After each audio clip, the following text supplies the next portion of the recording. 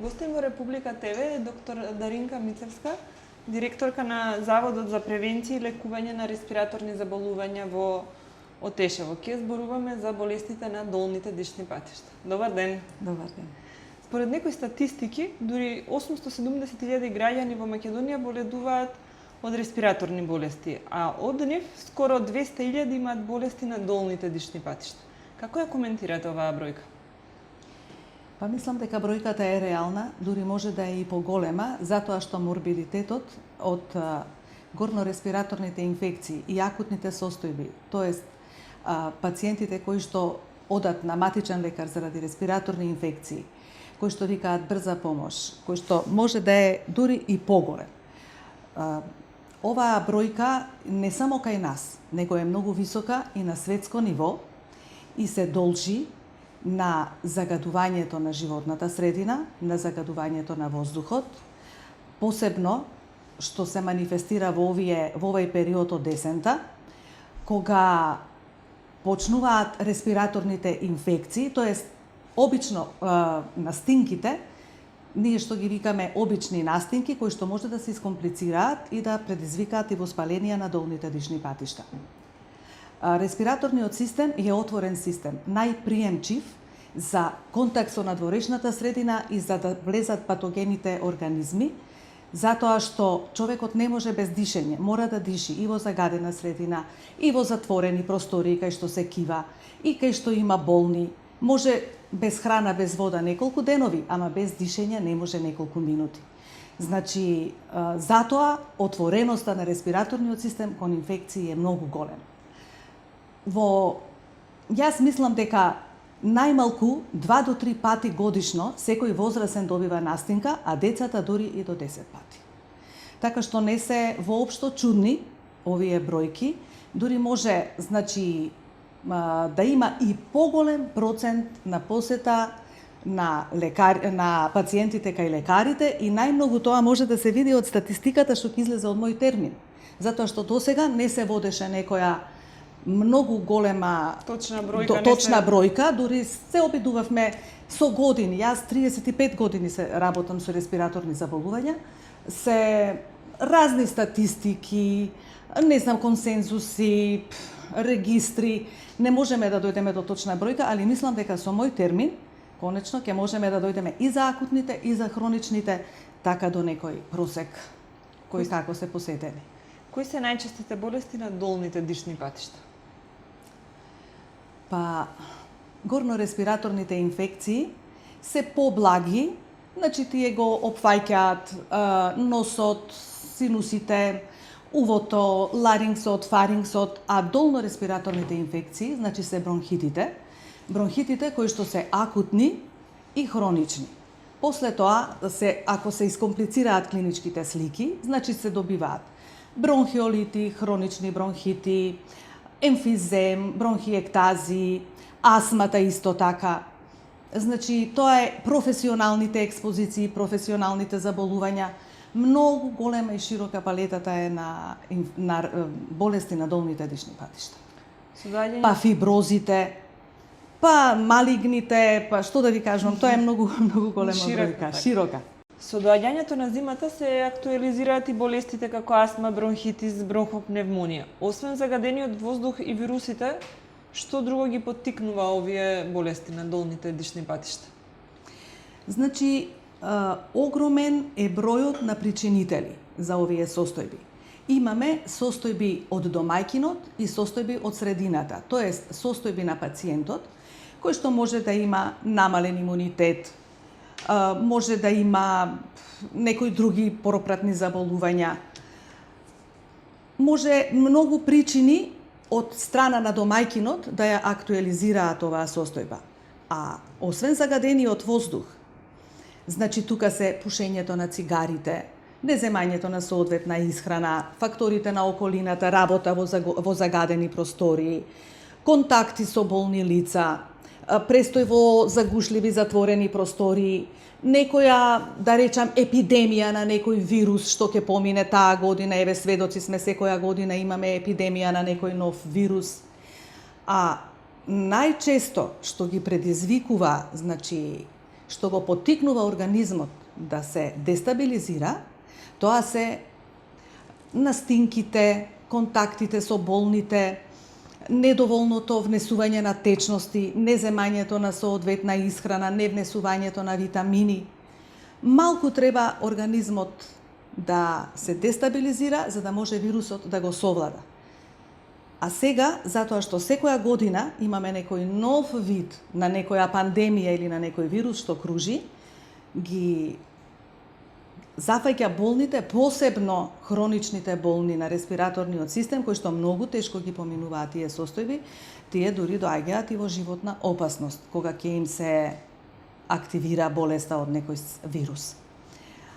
Загадениот воздух е многу карактеристичен, посебно за Скопје, затоа што јас можам да направам разлика, За паралела да направам, затоа што во Скопје воздухот пече кога го дишиш. Тоа е од дејство на издувните гасови од возилата, затоа што се скратува денот е краток во часови, се ствара магла, нема проветрување и тие сите издувни гасови им прават една оксидативна реакција која што ги прави тие PM частичките што се 10 наномикрони кои што влегуваат до алвеолите. Значи, толку голем е продорот. И тие се тие кои што го оштетуваат епителот на дишните патишта, директно токсично делуваат. Кои се вашите препораки како за возрастните, така и за децата во овој период од годината? Основно, значи, проветрување на просториите, миење на рацете, запазување на хигиената, чистење на кваките. Знаете како е некој кога ќе кивне, може да кивне и во рацете, да фати квака, да фати. Значи, мора многу да се полага на хигиената. Повеќе пати во тек на денот миење на рацете, проветрување, не посетување на болни. Болниот да е свесен да не се движи надвор од дома, да си легне во кревет, да полежи 3-4 дена, настинката да му помине како настинка, зашто тоа се обичните риновируси, вируси на настинка, кои што ги имаме сите ние и кои што поминуваат за 3 до 4 дена со соодветна терапија. Значи тоа е хидратација, антипиретици, аналгетици, течности, чаеви, витамини. Да не се движи, да не разнесува, значи да не го шири вирусот, да не се задржуваат во затворени простории луѓето, да се проветруваат просториите, да се јаде многу овошје и зеленчук и да се пијат најмалку 2 литра течности на ден. Посебно за децата. Значи, децата треба да се рехидрираат, да не се пуштаат кога не се добри на училиште, да подобро е да се задржат неколку дена дома, за да го пребола тоа и да не пренесуваат на другите, а и тие да не се искомплицираат, затоа што од една обична респираторна инфекција, еден обичен ринит, да речеме, може да се добие синузит, може да се добие отит, може да се добие ларингит, може да се направи и бронхит и пнеумонија. Значи во најтежок случај најтешка состојба е пнеумонијата. Пнеумонијата и обично во овој период кај малите деца таа може да се манифестира за неколку сати од еден бронхит, бронхиолит и одма да се направи пнеумонија. Значи многу треба да се внимава во превенцијата. А превенцијата е таа, само чист воздух, витамини и течности.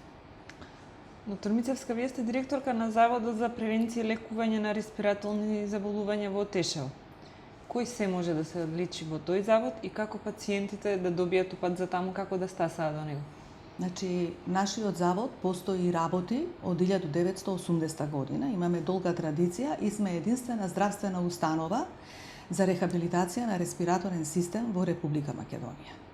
Кај нас може да се лекува секој респираторен болен кој што веќе имал некоја хоспитализација или некоја компликација и да дојде како продолжено болничко лекување да се доизлечи, значи да дојде на чист воздух, да се рехабилитира, а ние таму имаме физикален третман на респираторните болни, тоест имаме кинезитерапија, вежби за дишење, дренажи, кондициони вежби и многу други методи, инхалации и други методи кои што ја подобруваат состојбата на овие болни. Заводот во Тешево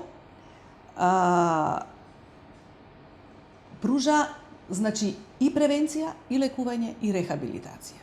Превенцијата е да не дојде до болеста, лекувањето е состојбата што е стегната да се лекува, а рехабилитацијата многу непозната во нашата средина. Рехабилитацијата е еден метод, има цел да го врати болниот во нормална состојба. Значи тој да не е на терет на државата, да не го троши друштвото, тој да не се инвалидизира првенствено, да не му се зголеми бројот на болнички денови, барем 6 месеци да биде во стабилна состојба, да не ги полни болничките кревети, да се намалат трошоците во здравствениот систем. Значи има корист и државата и пациентот. Респираторните болни се болни кои што многу трошат. Значи, посебно пациентите кои што се болни од ХОП, а и астма пациентите користат скапи лекарства, значи да се стават во стабилна состојба. Тие пациенти да немаат екзацербации, да се во ремисија, ремисијата да трае што може подолго број месеци, да не посетуваат лекар, да не трошат дополнително средства, а најбитно е да се намали бројот на хоспитализациите и да се спречи инвалидноста на тие болни. Значи, целта на рехабилитацијата, таа е еден широк поим кој што на Запад многу се користи. На Запад, хроничните дијагностицираните болни не ги пуштаат во оделенијата каде што се врши дијагностика да им прават трошоци, него тој е хроничен болен.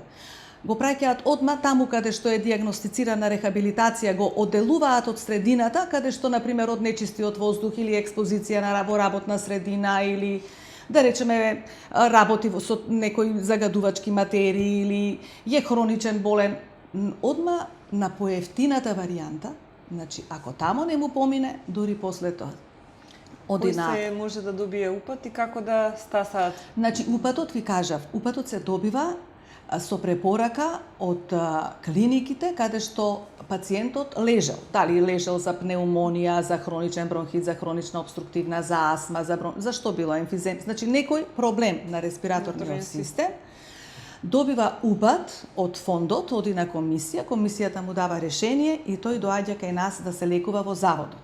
Една новина, која што е во последниве години, значи со новиот закон за здравствена заштита, пациентот може да дојде и преку матичниот лекар, значи да биде упатен или со болнички упат, или да биде упатен како преглед со специјалистички упат, па да се задржи во болницата ако му е тешка здравствената состојба, значи олеснето е доаѓањето за разлика од минатите години. Зошто е од Тешево одбрано токму таму да се изгради овој завод? Значи, од Тешево почнува со работа на 5 септември 2000 година, а 1974 година е донесена одлука во тоа време од светски стручњаци да се стави тука еден кардиопулмонален центар, сличен на Сремска каменица, али после тоа е изменето со тек на политичките влијанија, затоа што ги исполнува сите критериуми по Светска здравствена организација за лекување на респираторни болни. Тоест, има средна надморска височина, има благопријатна клима, тоест има ладни лета, благи зими, нема големи варијации во температурата, нема никакви аерозагадувачи, значи нема фабрики, нема индустријски комплекси, нема прскања, нема овие земјоделски загадувања, нема, тоа е борова шума, нема алергени. Преку другата страна, значи на западниот брег е на Преспанското езеро, од другата страна е Охридското езеро и има една многу карактеристична клима. Значи има судир на ветрови кои што дуваат од Јадранско, Јонско, Средоземно море и континентален дел. Се мисли дека тој судар е негде на средината на езерото, али кој не бил не може тоа треба да се диши, да се почувствува. Значи една извонредна природна чиста средина. И кај нас пациентите кога ќе дојдат, значи најтешките болни, кај нас не доаѓаат лесни болни, затоа што не можат, знаете како, се штеди во системот и доаѓаат само оние што се најтешки, дури доаѓаат и болни кои што во Скопје се врзани за кревет. И тие таму се раздвижуваат, проодуваат, се чувствуваат добро. И се чудат зошто им е толку добро. Добро им е затоа што има кислород. Значи кислородот е основа да дише клетката да добие добар метаболизам и да биде човекот да се освежи, да се опорави. И не само болните од респираторен систем кај нас се чувствуваат добро. Кај нас болните од диабет, од хипертензија, од психички пореметувања, сите се чувствуваат добро затоа што идеален мир, тишина, чисто. Значи диабетичарите што се на инсулин, ние имаме искуство многу често во хипони паѓаат, затоа што се метаболизира добро гликозата и знаеме дека ако нешто се случи треба да им ја намалиме дозата. Да.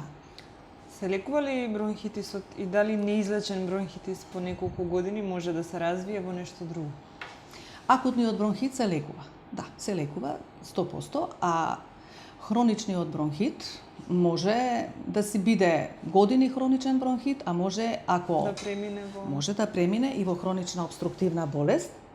Хроничната обструктивна болест е една потешка состојба, значи тоа е една болест која што носи многу коморбидитети со себе, значи има и други придружни болести, ја карактеризира намалување на кислород во крвта, зголемување, закиселување на pH во крвта, значи што ме кисела средината, тоа во организмот тука се создаваат бактерии, вируси, повеќе виреат, тешко исфрлање на јаглениот диоксид од белите дробови и тешко примање на кислородот.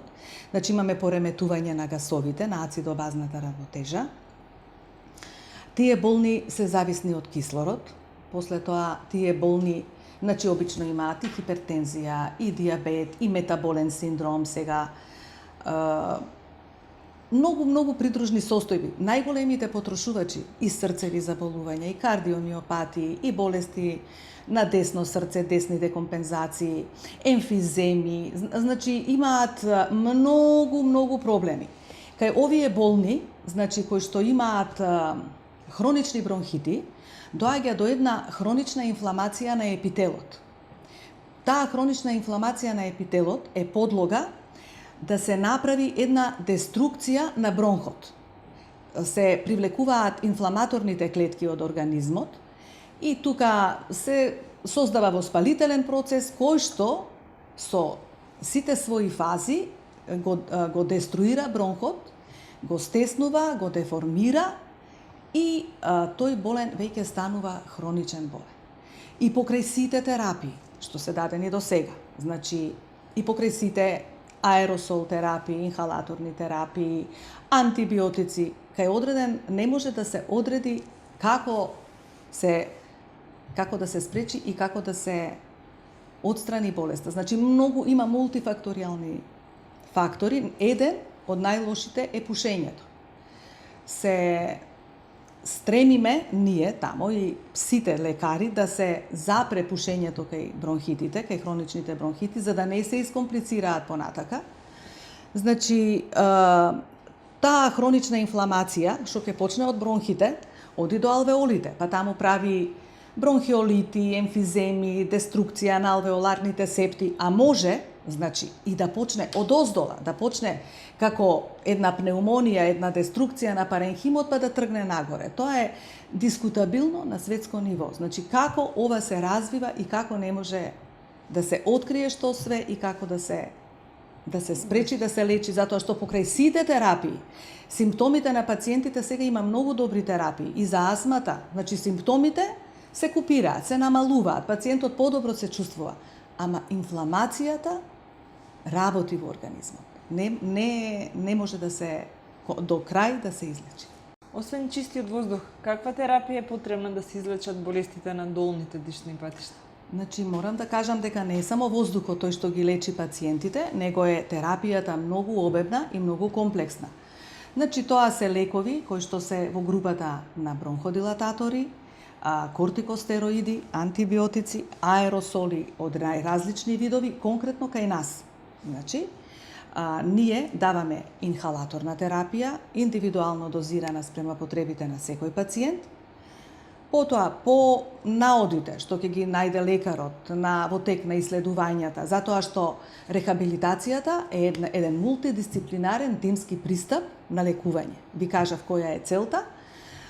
Бенефитот е многу голем, значи како што ќе одлучат лекарите спрема наодите на болниот, така се даваат дренажи, вежби за дишење во седечка, во лежечка положба, кондициони вежби, вежби за јакнење на помошната респираторната мускулатура, учење на правилно дишење со диафрагмата за да се зголеми капацитетот на белите дробови. Значи, многу е широк диапазонот на давање на услуги на третмани кај нас на болните, а исто така основната медикаментозна терапија што ја прима болниот зависи од здравствената состојба во која што се наоѓа. Значи се даваат разни лекарства, дали има срцеви проблеми, притисок, диабет. Значи све се дава како што се за потребите на болните. Сега во последно време има тенденција, знаете, за намалување на антибиотската терапија, али и тоа кај сите болни не може да се спроведе, да се примени. Тоа треба да биде препорака за овие генерации сега што растат, тие да развијат имунитет, да не настане дисбаланс во имуниот систем, за да можат полесно да се ги пребродат основните, обичните респираторни заболувања. Ви благодарам за гостувањето.